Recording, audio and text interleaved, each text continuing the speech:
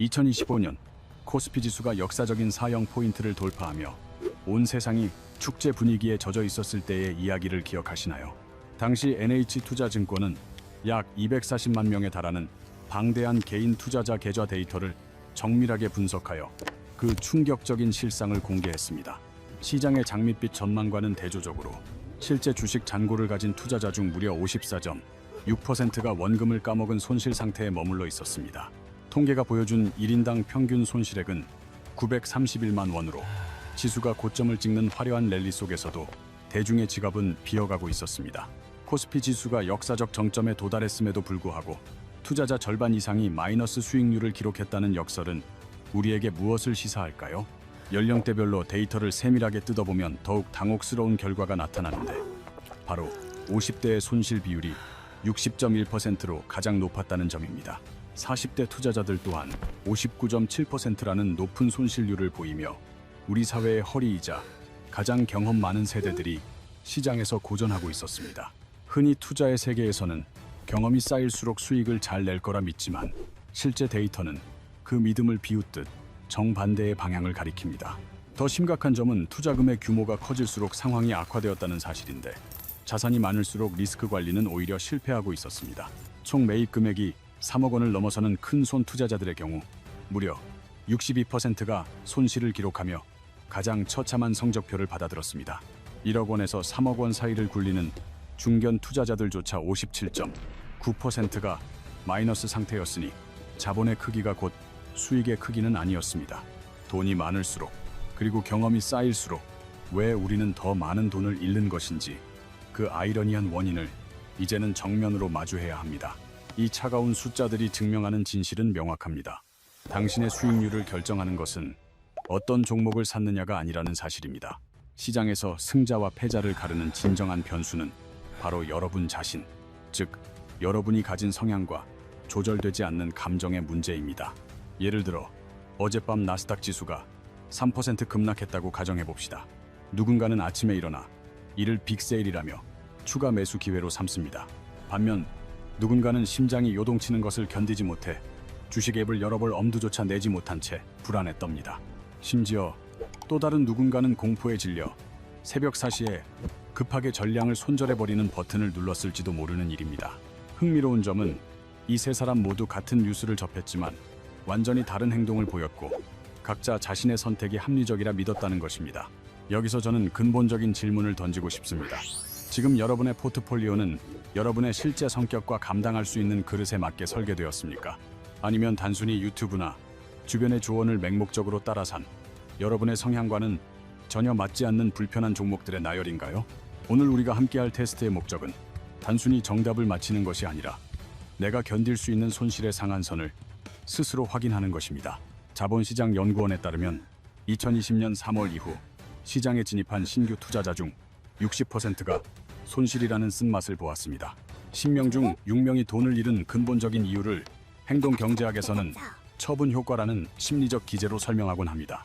수익이 난 주식은 너무 빨리 팔아버리고 손실이 난 주식은 본전 생각에 너무 오래 들고 있는 것이 계좌를 망치는 지름길입니다.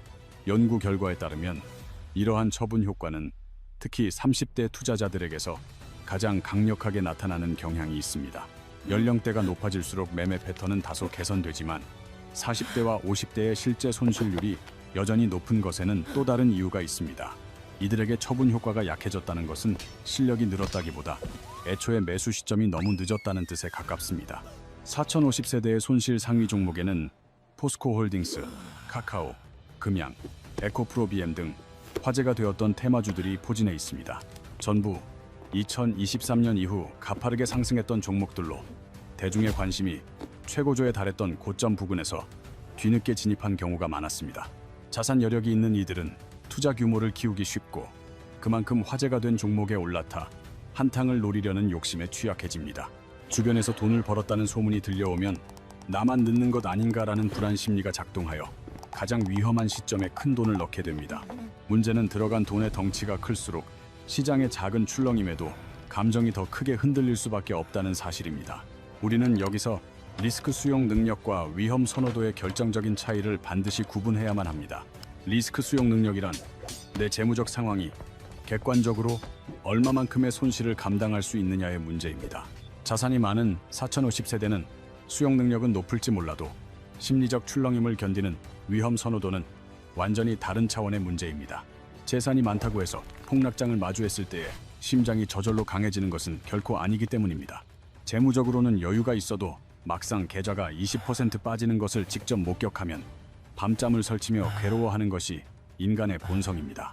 자신의 성향을 모른 채 투자하면 결국 공포를 이기지 못하고 바닥 근처에서 소중한 자산을 투매하게 됩니다. 수많은 행동경제학 연구는 개인 투자자의 의사결정이 이성보다 주변 상황과 심리적 요인에 훨씬 쉽게 지배당한다고 경고합니다.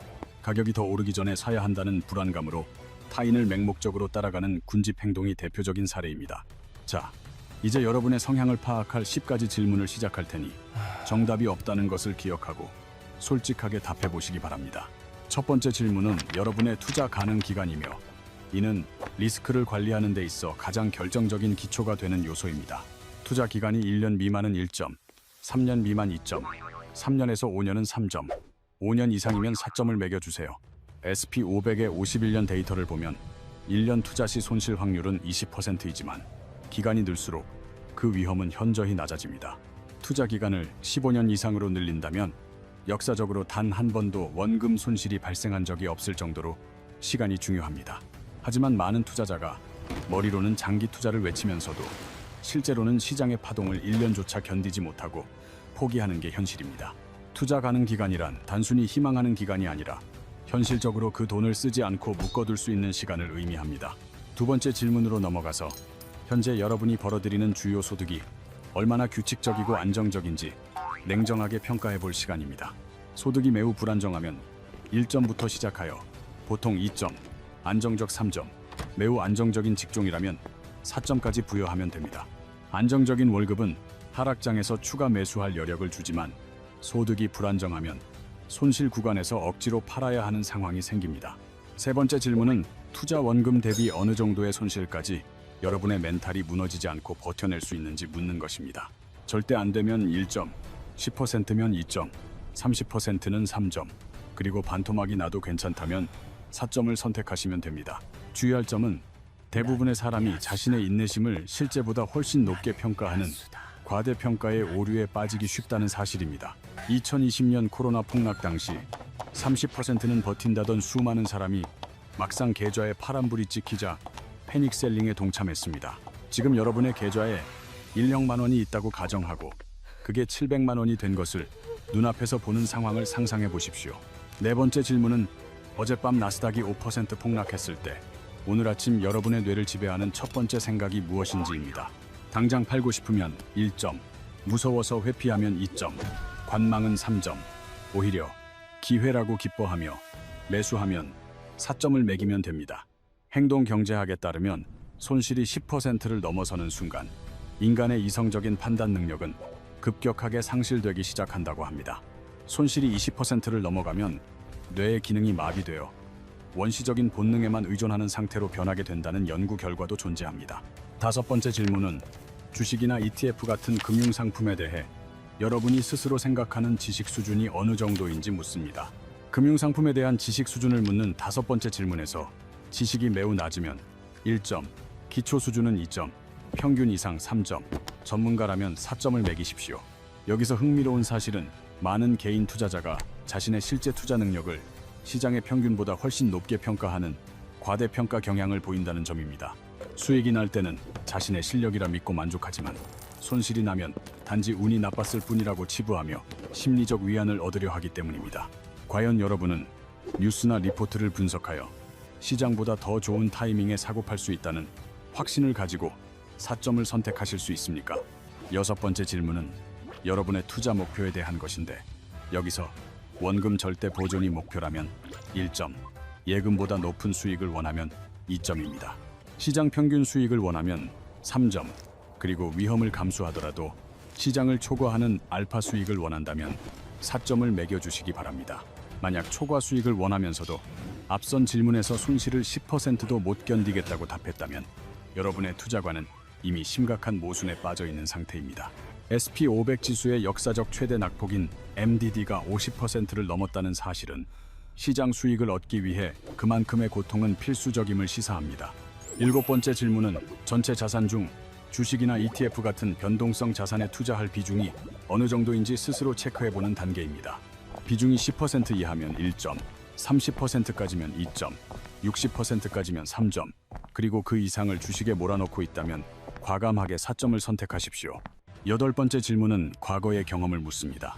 과거 급락장에서 공포를 이기지 못해 패닉셀링을 저질러 본 적이 얼마나 있으십니까? 여러 번이면 1점, 한두 번이면 2점, 거의 없으면 3점, 그리고 어떤 폭락장에서도 평정심을 유지했다면 4점을 부여하면 됩니다. 과거의 행동은 미래를 예측하는 가장 정교한 지표이며 한번 패닉셀링을 경험했다면 다음 위기에도 그럴 확률이 매우 높기 때문입니다. 이것은 단순히 개인의 의지가 부족해서가 아니라 우리 뇌 구조 속에 깊이 뿌리 박힌 생존 본능과 공포 기제의 문제입니다.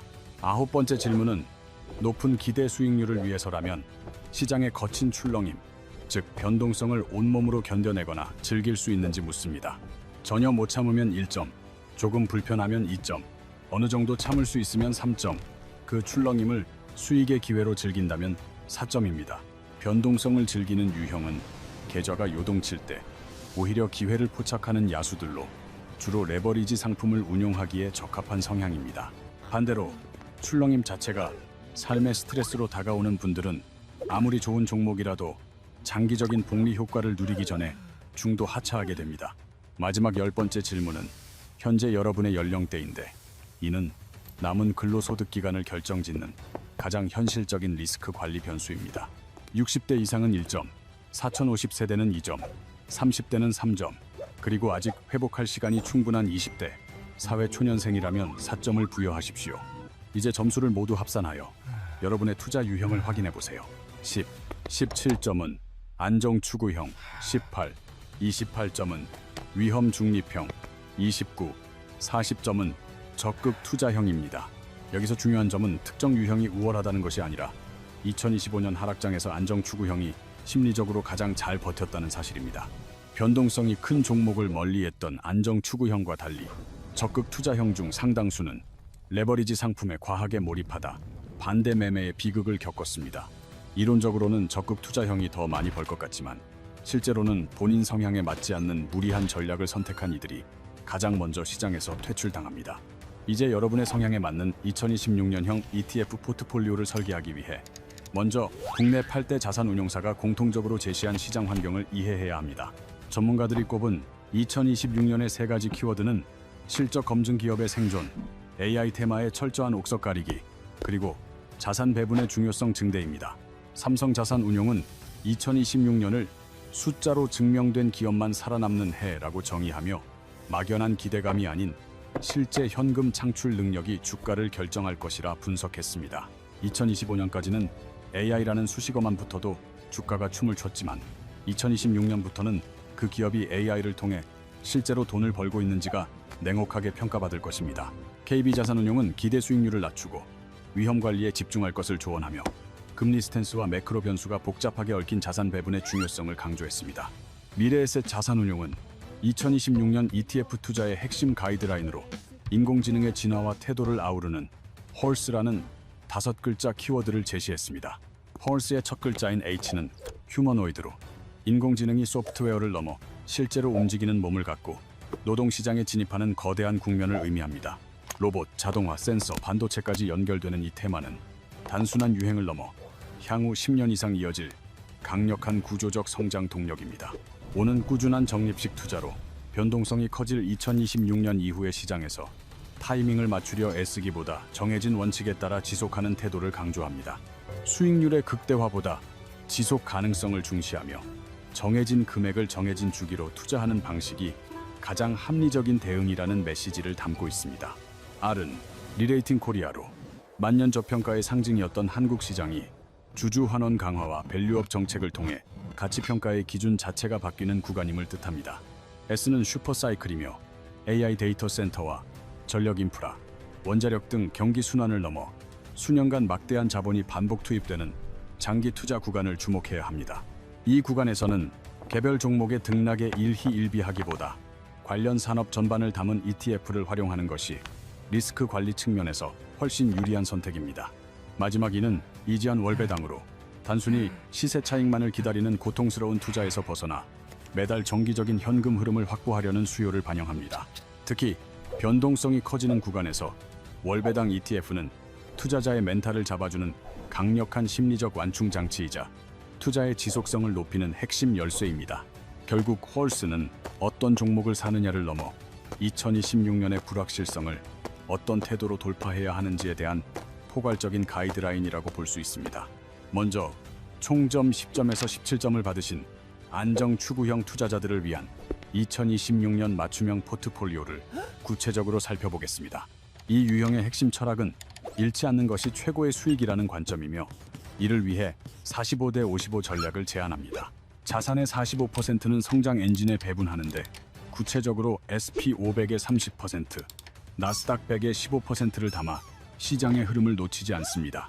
원금 보존이 중요한데 왜 주식을 절반 가까이 사느냐고 물으신다면 주식이 0%인 포트폴리오는 물가 상승 앞에 가난해지는 길이기 때문입니다. SP500은 미국 우량기업 500개에 통째로 투자하여 인플레이션을 이기는 든든한 기초자산 역할을 수행하게 됩니다.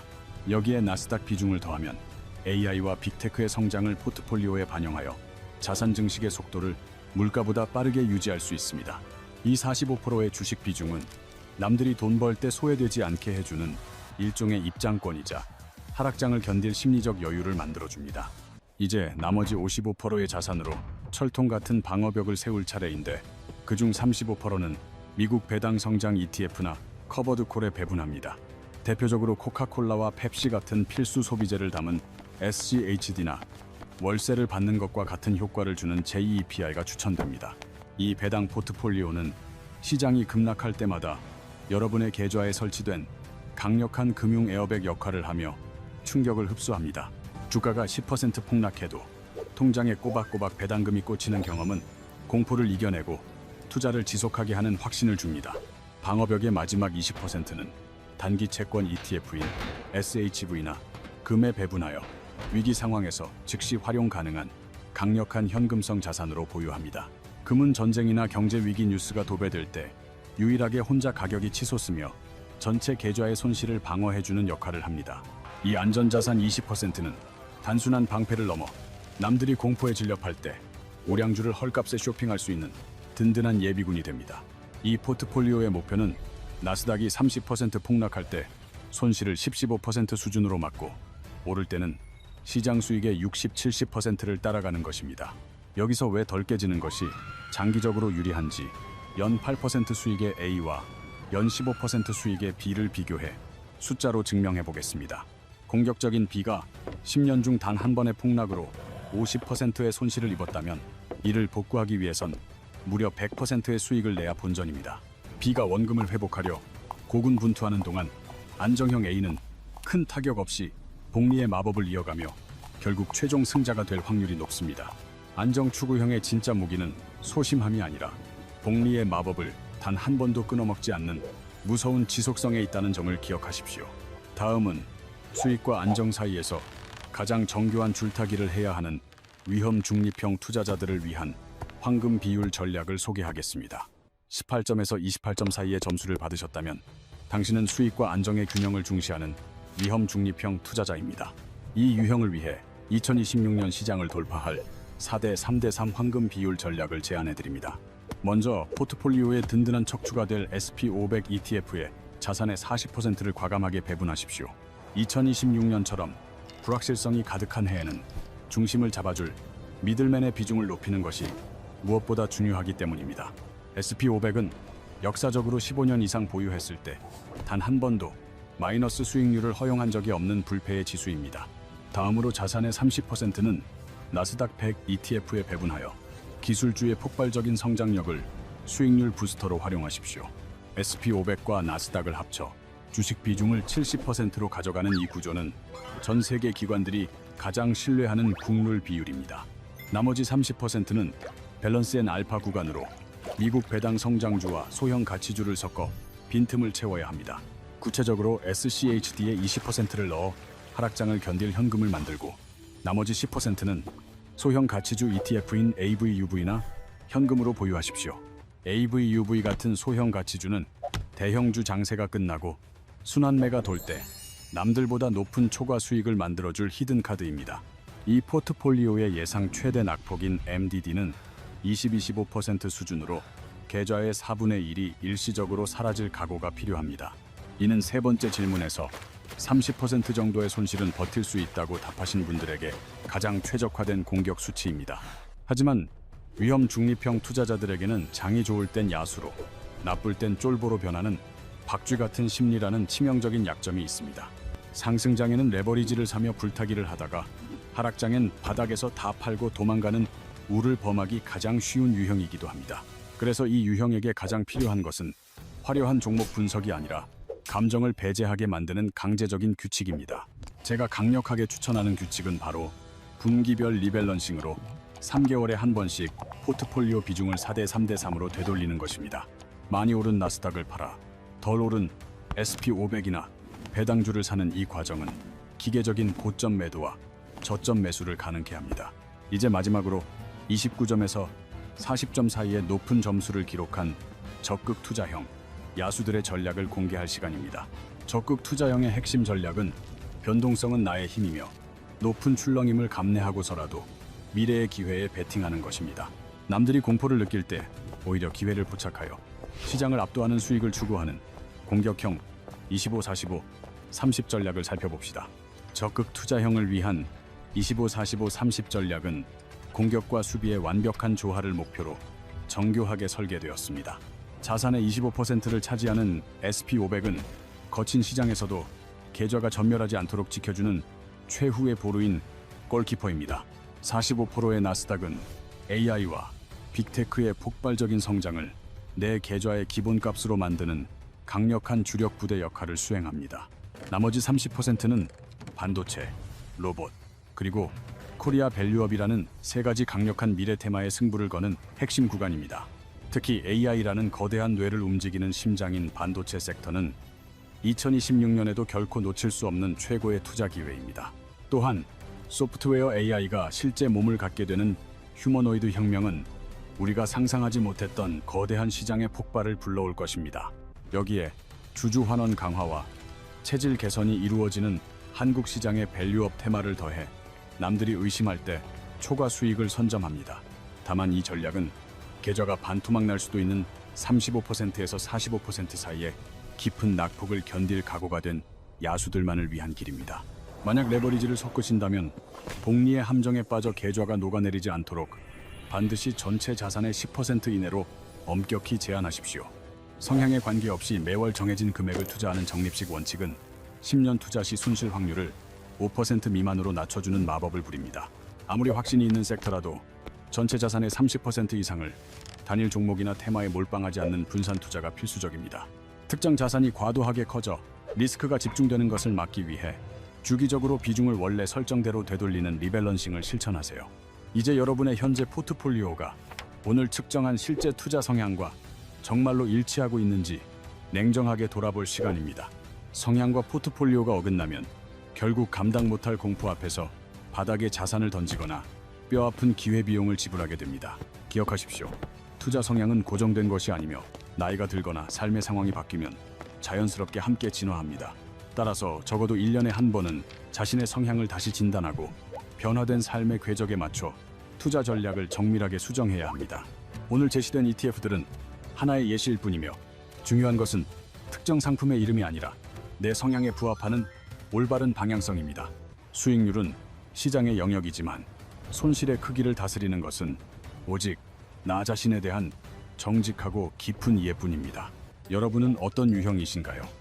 자신의 성향과 포트폴리오의 일치 여부를 댓글로 남겨 다른 투자자들과 소중한 통찰을 나누어 보세요.